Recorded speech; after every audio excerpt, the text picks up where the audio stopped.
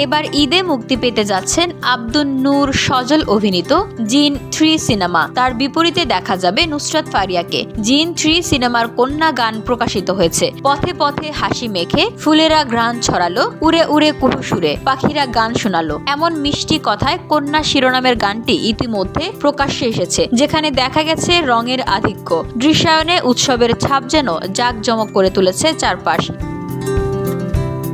গানটি প্রকাশের পর প্রশংসায় মেতেছেন সবাই। তাদের মধ্যে সাধারণ দর্শক থেকে শুরু করে আছেন শোবিজ তারকারাও। জাতীয় চলচ্চিত্র পুরস্কার প্রাপ্ত গীতিকবি রবিউল ইসলাম জীবন, ইমরান মাহমুদুলের সুর ও সঙ্গীতে এতে কণ্ঠ দিয়েছেন ইমরান ও কণা। গানটি অনলাইনে মুক্তির পর থেকে আলোচনার কেন্দ্রবিন্দুতে আছে। সোশ্যাল মিডিয়ায় বিভিন্ন প্ল্যাটফর্মে গানটির সঙ্গে সাধারণ দর্শকরা নেচে নানা ভিডিও বানাচ্ছে। গানটিতে এক ভিন্ন অবতারে হাজির হয়েছেন অভিনেতা সজল। হরর সিনেমা হলেও গানটির প্রতিটি সিনে চোখে মুখে তার রোমান্টিকতা প্রকাশ পেয়েছে।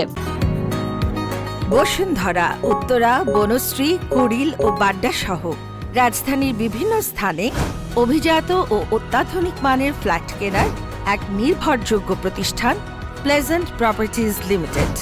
তাই আপনার স্বপ্নের আবাসনের জন্য আজই যোগাযোগ করুন। Pleasant properties limited, where destiny matches eventually।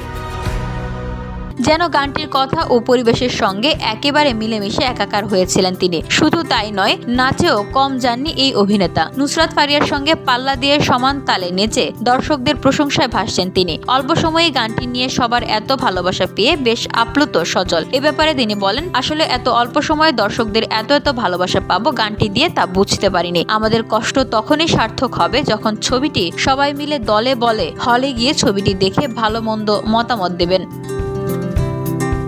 DOD Bangla news desk.